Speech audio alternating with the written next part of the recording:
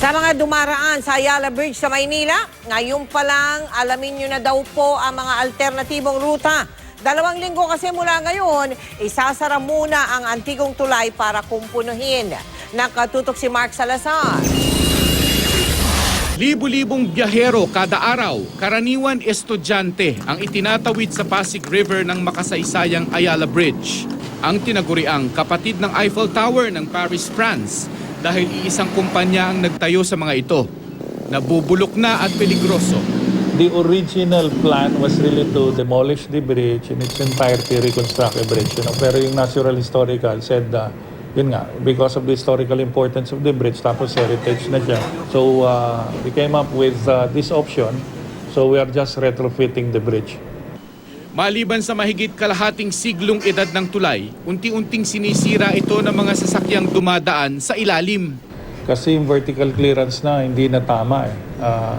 Karamihan ng depekto sa ilalim ng tulay dahil nababangga siya ng mga barges.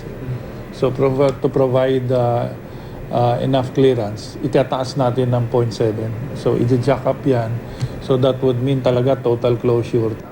Para maibalik ang tikas ng Ayala Bridge, poponduhan ito ng 448 million pesos at 4 na buwang sakripisyo ng mga motorista. Mula March 21 hanggang April 20, isasara ng buo ang Ayala Bridge. Walang major rerouting scheme na ipatutupad ang lokal na pamahalaan ng Maynila. Ito mangyayari sa may Carlos Palangka. Yung one-way, gagawin natin two-way yun. Bubuksan natin ngayon yun. Magpapalagay tayo ng mga no parking signs. Pagsapit ng April 21, naiangat na dapat ang tulay ng 0.7 meter sa tamang taas nito.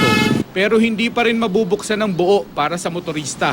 Yung first 1.5 months, ang sarado yung sa side ng Hospicio. Yung Hospicio de San Jose. Okay? And then yung next 6 months, I should say, 1.5 months, yung kabila naman. Yung fronting yung Quezon Bridge. Tatamaan nito ang pagbabalik eskwela ng mga taga-University Belt at Intramuros, kaya asahan ng mabigat na trapiko.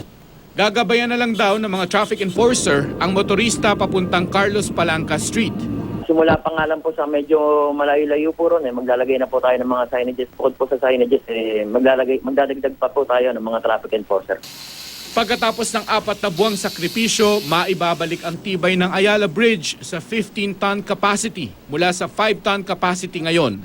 At mas mataas na raw ang seismic resistance nito o tibay laban sa lindol. Mark Salazar, Nakatutok 24 Oras.